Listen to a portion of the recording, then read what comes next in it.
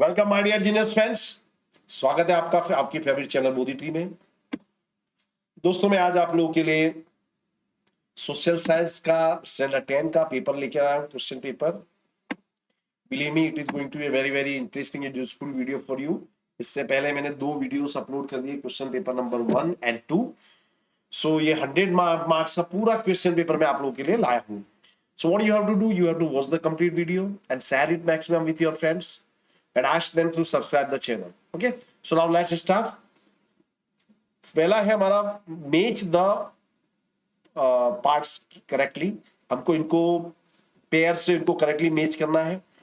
तो मोंगोलोइड को किरात के नाम से जाना जाता है। याद रखना हो दोस्तों, मोंगोलोइड को किरात के नाम से जाना। तुलसीदास रामचरितमानस जो है वो तुलसीदास ने लिखी थी। मैं एक एक चीज को थोड़ा डीपली समझाऊंगा तो आपको लाइफ टाइम याद रखिए। ओके, बुलंद दरवाजा ये फतेहपुर सीकरी में है, जो अकबर ने बनवाया था, याद रखना। रेड सोइल ये साउथ में पाई जाती है। ह्यूमन डेवलपमेंट रिपोर्ट, इसको शॉर्ट में कहते हैं SDR यानी ह्यूमन डेवलपमेंट रिपोर्ट। सब चीजें लिखते जाना दोस्तों। Next, state whether the following statements are true और false. Kathakali is a very famous dance of Kerala. True है ये। The library area of Taxila university was known as Dharmaganj. Dharmaganj बोलते थे लाइब्रेरी, लेकिन किस में बोलते थे? वो बोलते थे नालंदा में। नालंदा यूनिवर्सिटी में जो लाइब्रेरी थी उसको धर्मगंज बोलते थे। ओके, जिसको बख्तियार खिलजी ने जला दिया था दोस्तों। Crops which are taken during rainy season are called Zaid crop. तो दिस इज फॉल्स। जायद की जो क्रॉप है वो किसमें लेते हैं? जो समर में लेते हैं उसको जायद की क्रॉप बोलते हैं। ओके, याद रखिए। Petrochemicals is the main inorganic chemical industry. तो ये इनऑर्गेनिक है, ये ट्रू है दोस्तों। This statement is true. Gujarat has the lowest poverty rate in India. False. Gujarat में नहीं है, गोवा में है सबसे लोएस्ट पोवर्टी रेट। तो this statement is false. Which महोत्सव इज सेलिब्रेटेड इन वडनगर। तो तानारीरी महोत्सव है जो वडनगर में मनाया जाता है। ये संगीत का महोत्सव होता है। What is the main composition of Shankaracharya? भाष्य। शंकराचार्य ने भाष्य की रचना की थी। Which type of soil contains large proportion of nitrogen, humus? Alluvial soil. Who decides about the increasing or reducing the supply of money in India? So it is RBI, Reserve Bank of India.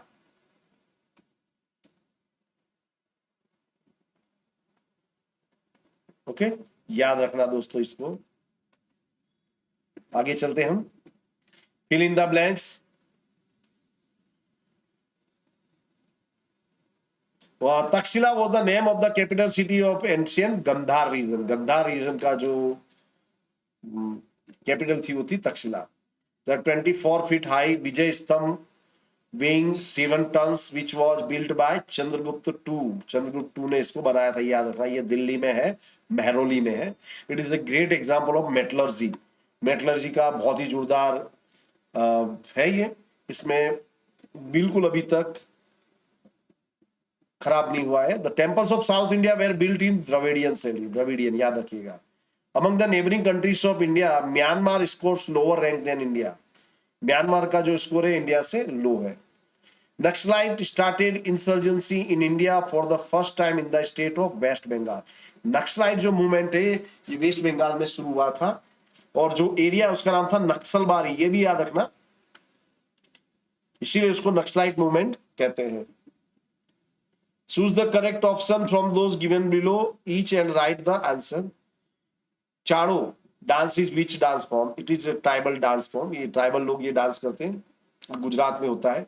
In which state is place shown? जो map में जो place दिखाया है वो sun temple है। It is in Odisha. Sun temple नहीं, sorry, Jagannath temple हो, it is in Odisha. Which region famous for coffee production? Coorg. Coorg जो है वो कॉफी प्रोडक्शन के लिए बहुत ही फेमस है, याद रखना दोस्तों। ये कर्नाटका में है, कर्नाटका में है कुर्ग। बहुत ही शानदार जगह है, मस्ट विजिट इट। बहुत ही जोरदार हिल स्टेशन है। In the adjacent map of Gujarat where is the chemical fertiliser producing indicated by arrow? Kandla में है। What is the term used for the group enlisted under Article 342? Scheduled tribe. 341 में आते हैं वो schedule caste होते हैं, और 342 में जो आते हैं उनको बोलते हैं हम शेड्यूल ट्राइब। ये याद रखिएगा दोस्तों। Distinguish between India's natural heritage and cultural heritage. Natural heritage is arrangement made by nature to cater our needs. Natural heritage यानी जो हमको नेचर प्रोवाइड करती है। Cultural heritage is man-made heritage, whatever is received or created by human with tact, wisdom and art. यानी आदमी ने जो अपनी टैक्ट से, विजडम से जो भी क्रिएट किया, that is cultural heritage. Natural gift, it is a free gift of nature to us. And while cultural heritage, it is created by our ancestor. Cultural heritage वो है जो हमारे एंसेस्टर ने, हमारे पूर्वजों ने बहुत मेहनत से बनाया था। India's natural heritage is unique and varied. India's cultural heritage is immense and make us feel proud. Natural heritage में क्या आता है? इसमें आते हैं आपके माउंटेन्स आते हैं, फॉरेस्ट आता है, डेजर्ट्स आता है, स्ट्रीम्स आता है, वेजिटेशन आता है, एनिमल लाइफ, वाइल्ड लाइफ, ये सब आ जाता है। और ये जो कल्चरल हेरिटेज है इसमें आपका जो भी मैन मेड स्ट्रक्चर है, बिल्डिंग्स है, फोर्ट्स है, स्तूप है, विहार है, चैत्य है, टेम्पल है, मॉस्क है, टोम्स है, ये सब आ जाता है। नेचुरल हेरिटेज ने ही कल्चरल हेरिटेज को डेवलप करने में बहुत बड़ा रोल प्ले किया है।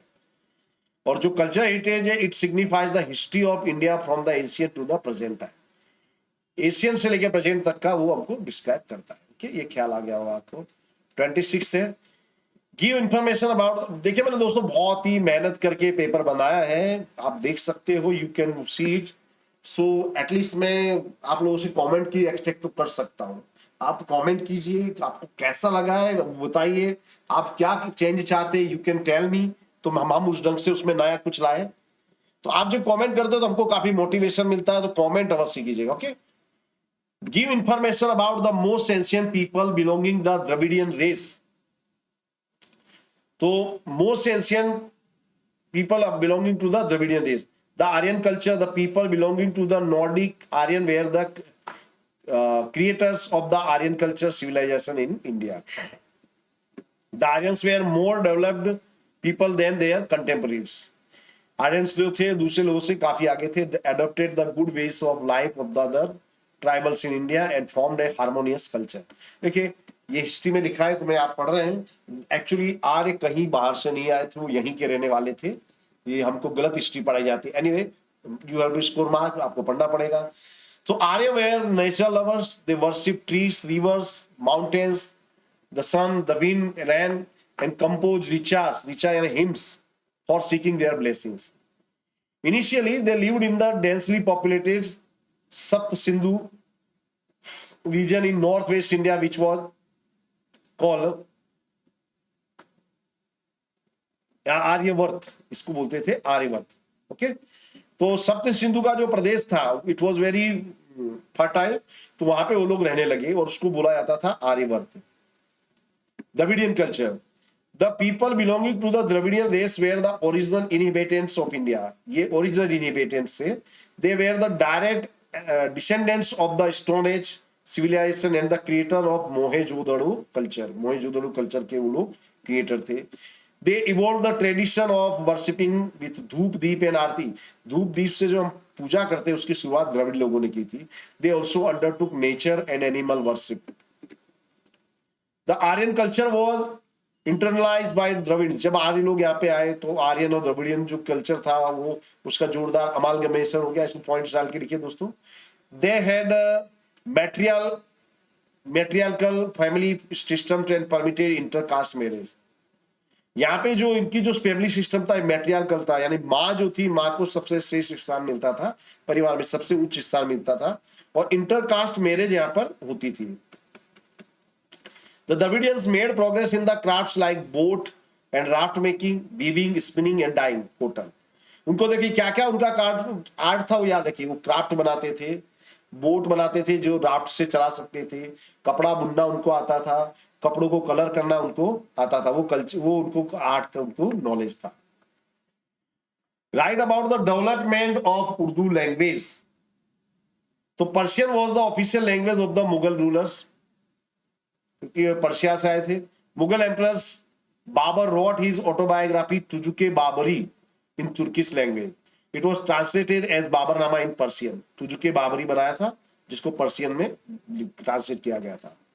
Gulbadan Begum, the sister of emperor Humayun, had written हुमायूंनामा।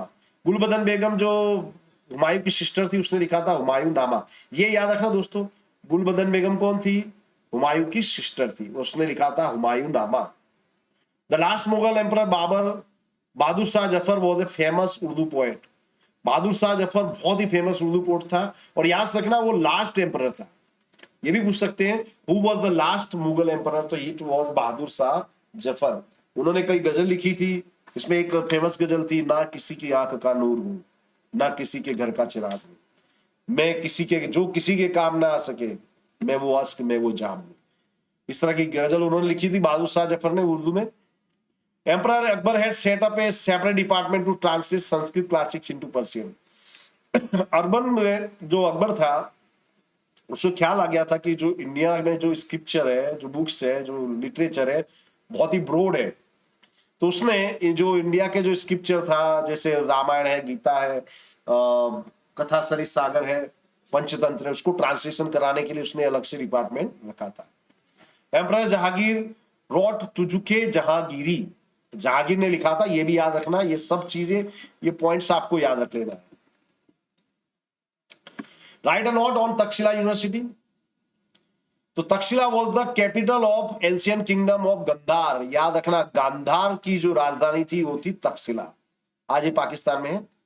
Takshashila university was located near Rawalpindi in the present Pakistan. Rawalpindi है, वहां पर ये आज भी है, अब तो अवशेष रह गए हैं। According to a belief, the university was named after Taksha, Bharat सन। भरत जो राजा भरत थे, भगवान राम के भाई, उनके पुत्र तक्ष के याद सम्मान में इसका नाम रखा गया था Takshashila. It was a renowned center of education in the 7th century, where education was imparted in 64 subjects. 64 subjects सब में किया जाता था। We can say at that time it was the greatest university of the world. पूरी दुनिया में उसकी value थी। The teacher student ratio was 1:20. Teacher student का रेशियो था 1:20. And admitted students from all over India. पूरी इंडिया में से लोग वहां पढ़ने के लिए आते थे। The Chinese scholar Pai Yan had visited the university at the beginning of the 5th century. 5th century में फाइयान जो था वहां पे आया था। उसने भारत के जो स्क्रिप्चर थे उनको स्टडी किया, और वो अपने साथ साथ बहुत से इंडियन स्क्रिप्चर को चाइना भी ले गया था। Give information about the desert soil. तो desert soil is found in Rajasthan, Haryana and the dry area of southern Punjab. It is found in Kutch and Saurashtra region of Gujarat. ये कहां मिलता है वो भी याद रखिए, राजस्थान, हरियाणा, सदर्न पंजाब, कच्छ और सौराष्ट्र में मिलता है। Such soil is found in the area having dry and semi dry climate. जो एकदम ड्राई क्लाइमेट होता है, सेमी ड्राई क्लाइमेट, वहां पे इस तरह की जो लैंड है होती है। It is sandy, less fertile. Sand होता पूरा रेत ही रेत होता है। There is an excess of saline contents in some areas and is deficient in biotic elements. यानी इसमें बायोटिक एलिमेंट्स होते ही नहीं, ओनली सैंड होता है। Crops of jowar, millet are grown where irrigation facility available. थोड़ी बहुत इरिगेशन फैसिलिटी हो, वहां ज्वार और बाजरी की खेती की जाती है। State any for remedies of forest conservation. देखिए, अभी मनुष्य जो ह्यूमन बीइंग है, मनुष्य नाम का जो 2 पैर वाला प्राणी है, अपने स्वार्थ की खातिर जंगलों को बर्बाद कर रहा है। तो उसको बचाने क्या रास्ता है? The remedies to conserve the forest are as following. People should be encouraged to use solar energy, wind energy, bio energy, etc. instead of wood for the firewood. देखिए, फायरवुड के लिए आप जंगल को काटोगे, तो भाई जंगल को काटने के बदले आप क्या करो? सोलर एनर्जी का उपयोग करो, विंड एनर्जी का उपयोग करो, बायो एनर्जी, दूसरे सोर्सेज का उपयोग करना चाहिए। Research should be carried out for things which can be used as fuel in place of wood. Would का रिसोर्स हमको खोजना पड़ेगा। If some trees have to be cut for some needs or construction, some species of trees should be grown. अब देखिए, अब आपको industry के लिए दूसरे पर्पज के लिए पेड़ काट ही रहे हो, तो काट रहे हो तो उसकी जगह पे दूसरे पेड़ हमको लगाने चाहिए। There should be reserve places for domestic animals to graze. देखिए, अब जो फॉरेस्ट के आजू बाजू लोग रह रहे थे उनको प्राणियों को चराने के लिए कुछ अलग से स्पेस देना चाहिए। State the types of forest according to the ownership and management and describe them. Types of forest according to administrative purpose. According to the administrative purpose, the forests are divided into three categories: reserved forest, protected forest, and unclassified forest. ये याद रखना, आप लिख लेना notebook में। देखिए, मेरे video को आप सुनिए, 2-3 बार उसको सुनिए, हेडफोन लगा करके सुनिए, आपको लाइफ टाइम याद रहेगा। और अगर आप उसको लिख लेते हैं फिर तो यार पहलवान हो जाओगे आप लोग, पूरे मार्क्स आपको मिलने वाले हैं। Okay, reserve forest, those forests which are reserved for getting timber and forest products on permanent basis are called reserve forest. ये जो फॉरेस्ट है इनको हम क्यों उगाते हैं? टिम्बर के लिए, लकड़ी की जो रिक्वायरमेंट हमारी पूरी हो उसके लिए हम इसको उगाते हैं। Protect forest, local people are permitted to collect firewood for cultivation and for grazing the cattle without causing any harm to the trees. जो प्रोटेक्टेड फॉरेस्ट वहां के जो लोकल लोग हैं वो फायरवुड कलेक्ट कर सकते, पेड़ नहीं काट सकते, वहां पे वो थोड़ी बहुत खेती कर सकते हैं, प्राणियों को चरा सकते हैं, लेकिन जो नेचुरल रिसोर्स है, जो नेचुरल ट्रीज है, उसको आपको डिस्टर्ब नहीं करना है। Unclassified forests, those forests which are not classified because they are located in inaccessible area and are very dense are known as unclassified.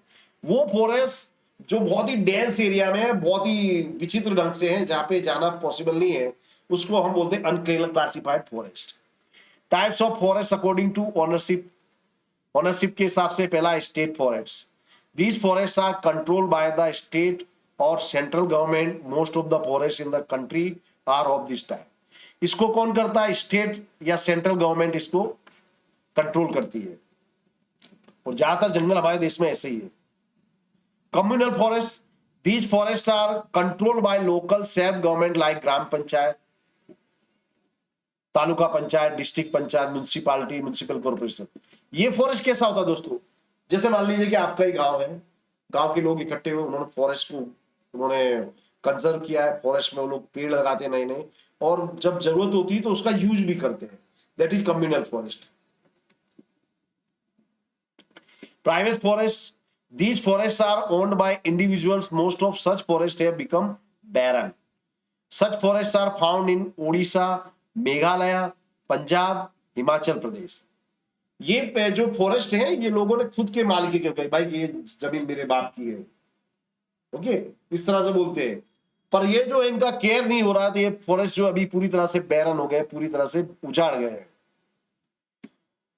The water crisis in India will be more acute day by day. Explain this. तो देखिए, water crisis जो है India में, हर तरह की crisis India में होने वाली है, क्योंकि कुछ जो जंगली लोग हैं वो बच्चे ही पैदा करते जा रहे हैं। पॉपुलेशन इतना बढ़ गया है कि आगे चल के आदमी कीड़े मकोड़े की तरह जिएगा और मरेगा।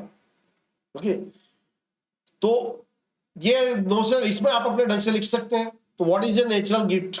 वाटर नेचुरल गिफ्ट है। Water shortage is consistently intensified due to increasing demand for grains by increasing population to grow cash crops, increasing urbanization and changing lifestyle of people. क्या क्या हो रहा है देखिए, सबसे पहला पॉपुलेशन बढ़ रही है, पॉपुलेशन बढ़ रही तो आपकी ग्रेन की डिमांड बढ़ेगी।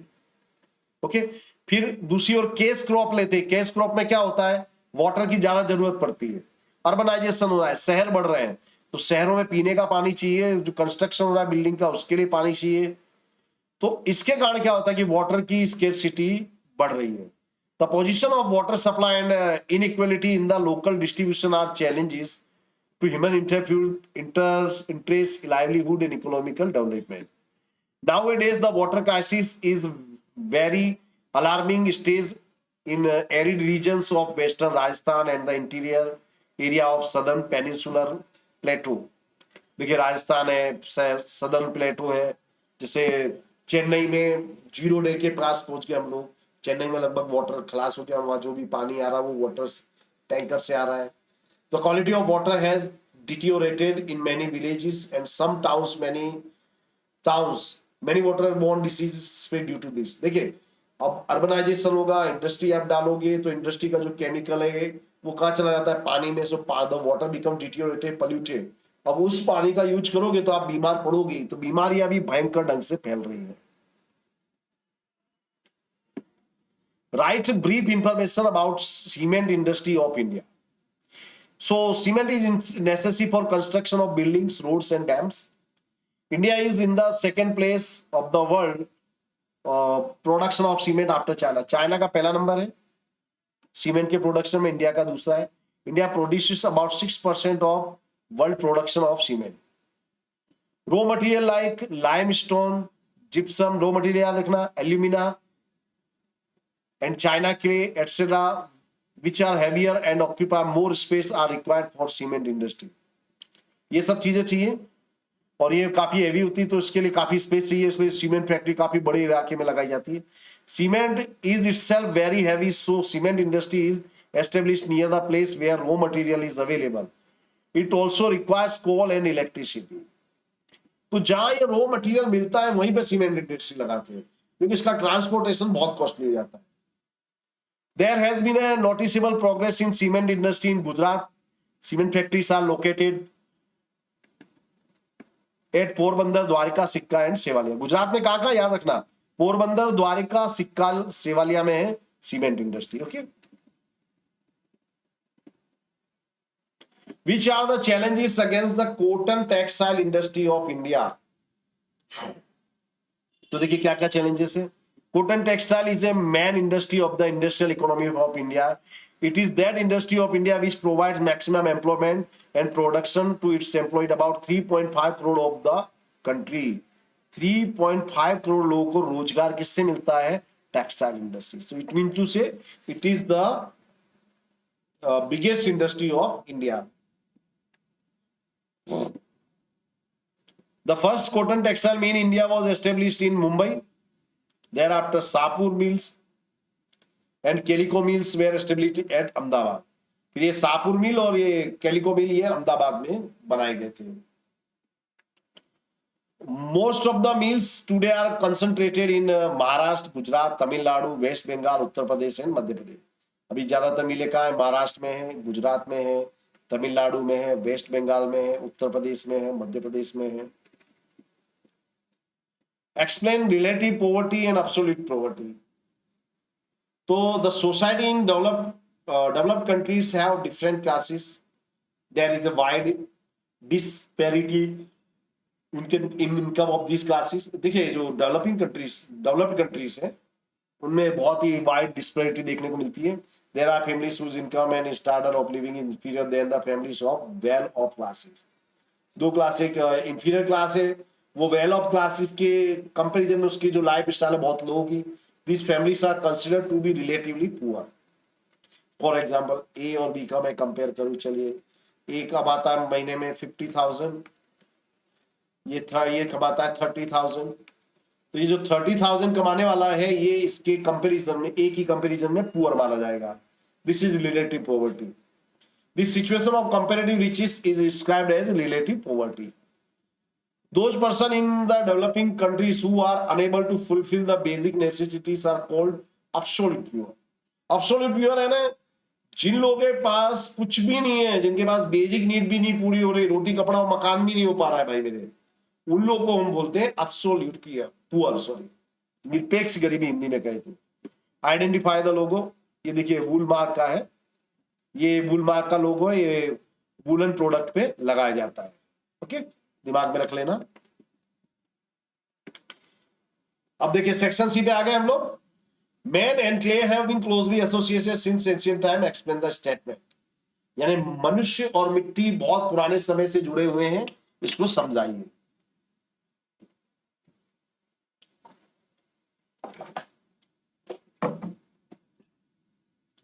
Prior to the discovery of metal and even after the discovery of metal, most articles made of clay were in use day to day life. देखिए कोई भी मेटल, सबसे पहले जो मेटल खोजा गया था वो था कॉपर। तो उसकी खोज से पहले जो भी आर्टिकल्स थे किसके बनाते थे, क्ले के। भाई मिट्टी के ही बर्तन का सब जगह यूज होता था, और इवन मेटल की खोज के बाद भी मिट्टी के जो बर्तन हैं उनका यूज अभी भी चालू है।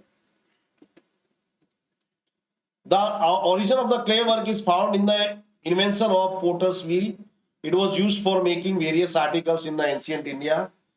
The potter's wheel was the first tool used in ancient India. Potter's wheel पहला टूल था जिसको एंशियंट इंडिया में यूज किया गया. The potters in ancient India made toys, pots, pitchers, earthen lamp मिट्टी का दिया, अर्थन लैम्प यानी मिट्टी के दिए, क्ले स्टव मिट्टी के चूल्हे, क्ले वेयर्स मिट्टी के बर्तन for storing grain, milk, ghee, curd and butter milk. अनाज, घी, दूध ये सबको रखने के लिए, स्टोर करने के लिए हम वो उपयोग करते थे. Maximum kitchen wares were made from clay, many clay utensils of red clay. जो किचन के जो बर्तन थे हमारे किससे बनाए जाते थे? क्ले से बनाए जाते थे. डिस्कवर्ड एट लोथल लोथल मोहेंजोदड़ो में जो क्ले यूटेंसिल्स मिले हैं, they were also made of clay. The walls of houses and huts were plastered with the paste made by mixing clay with cow dung. अभी भी आप गांव में जाओगे तो आपने देखा होगा कि गाय का गोबर और मिट्टी को मिक्स करके उसका पेस्ट बना के उसको जमीन को और दीवारों को लेपते हैं. तो उससे बहुत फायदा होता है दोस्तों. ये इससे कारण ये वन टाइप ऑफ इंसेक्टिसाइड है. इससे इंसेक्ट जो मर जाते हैं. दूसरा, आपके जो घर है उसमें बहुत ठंडक बनी रहती है. कभी मिट्टी के गांव में जाओ, मिट्टी के घर में आप रुकना, आपको आनंद आ जाएगा.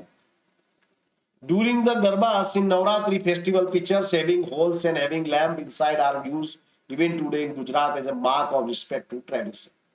आज भी गरबा देखा होगा आप लोगों ने कि गरबे में क्या होता है कि माता जी का जो गरबा होता है उसमें जो पोट होता है उसमें छिद्र होते हैं, हॉल्स होते हैं, उसके अंदर अर्थन लैंप रखते हैं, मिट्टी का दिया रखते हैं. ये भी इसको हम ट्रेडिशन का रिस्पेक्ट के रूप में देखा जाता है. Write short note on sun temple of Konark. The sun temple of Konark is situated near the bay of Bengal in Jagannathpuri district of Orissa. Orissa में है, याद रखना. सन टेम्पल एक कोणार्क का है, ये उड़ीसा में. दूसरा है हमारे मोढेरा में. It's work was commission in the 13th century during the rain of king Narasimhavarman first of the Garg dynasty. बराबर, ये याद रखना. जो देखिए दोस्तों, मैं आपको कई बार बोलता हूं कि जब भी इंपॉर्टेंट जो चीज है उसके नीचे अंडरलाइन कर देने का, एग्जाम के टाइम में भी. This magnificent piece of artwork was built in black stone and therefore described as black pagoda. इसको ब्लैक पेगोडा बोलते हैं क्योंकि इसको बनाने में ब्लैक स्टोन्स का यूज हुआ था. पेगोडा का मतलब होता है टेम्पल, यानी काले पत्थरों का बना हुआ मंदिर. The temple is in the shape of the chariot of sun god driven by 7 horses. ये भगवान, हम हिंदू धर्म में सूर्य जो है, हमारे जो सूर्य देवता है, उनको एक भगवान के रूप में माना जाता है. वो एक रथ पे होके आते हैं और जिसको कई घोड़े खींच रहे होते हैं. तो उसको इमेजिन करके उस तरह का चैरियट टेम्पल ये बनाया गया है जिसमें 12 मासी व्हील्स हैं. जो 12 व्हील्स हैं ये मंथ्स को दर्शाते हैं. Each wheel has 8 spoke. उसमें 8 स्पोक होते हैं. तो जो 8 स्पोक है ये 8 प्रहर को दर्शाते हैं. 12 wheels signify 12 months and 8 spokes signify 8 prahars in a day. एक दिन में 8 प्रहर होते हैं. The details of motifs and diversity of subject of this temple is unparalleled. शानदार मंदिर है. ताजमहल जैसी चीजों की इसके सामने कोई औकात नहीं है. It reflects civilization and sculpture of the 13th century Odisha. Right about the Brihadeshwar temple. The magnificent Brihadeshwar temple is situated at Thanjavur in Tamil Nadu. Tamil Nadu में थंजावुर में है. Chola king Rajaraja first had built this temple between 1003 and 1010 AD. Hence it is also known as Rajarajeshwara temple. ये भी याद रखना, इसको Rajrajeshwar temple भी कहते हैं. This temple is the finest specimen of the Dravidian architecture. South में जो टेम्पल है वो द्रविडियन आर्किटेक्चर से बने हुए. ये भी याद रखना, ये आ चुका है, पूछा चुका है. This temple is dedicated to lord Shiva. ये शिव मंदिर है, भगवान शंकर का मंदिर है ये. It's dimensions are massive with length of 500 feet, width 250 feet, and the height of at which Sikhar is situated is 2000 feet from the ground level. Sikhar है ground level से 200 feet ऊपर है. It is one of the tallest temples in the world and one of the grand temples in South India. State any 3 remedies for conservation of wild animals. जंगली प्राणियों को हमको बचाने के लिए हमको क्या करना चाहिए? तो देखिए, सबसे जंगली प्राणी है मनुष्य नाम का प्राणी, 2 पैर वाला काले माथे वाला प्राणी। यानी हमको जो प्राणी है, वाइल्ड एनिमल्स है, उनको मनुष्य से ही बचाना है। तो उसमें क्या कर सकते हो आप? खुद लिखिए कि आपसे बचने के लिए प्राणी क्या करना चाहिए बेचारे को। The remedies for the conservation of the wild animals are as follows. Wild animals should be saved from losing their habitats by preventing the destruction of forests which we gave them natural protection। भाई सबसे पहले तो उनका घर मत छीनो। तो जो animals है उनका जो हैबिटेट है वो है जंगल, but we are cutting trees day by day.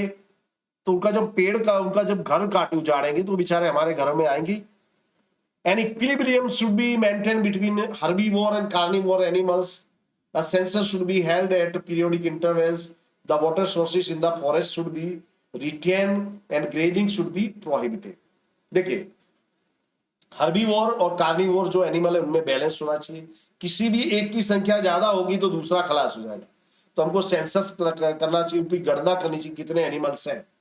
Water resources, बहुत से प्राणी पानी की कमी से मर जाते हैं, तो हमको वाटर रिसोर्सेज पूरे ढंग से अवेलेबल कराना चाहिए।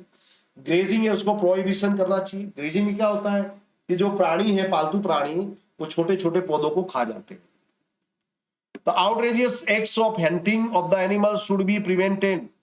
Stricter laws should be made and should be followed firmly। जो प्राणियों का शिकार है इसको रोकना चाहिए, स्ट्रिक्ट लॉ बनाने चाहिए और उनको फॉलो भी करना चाहिए।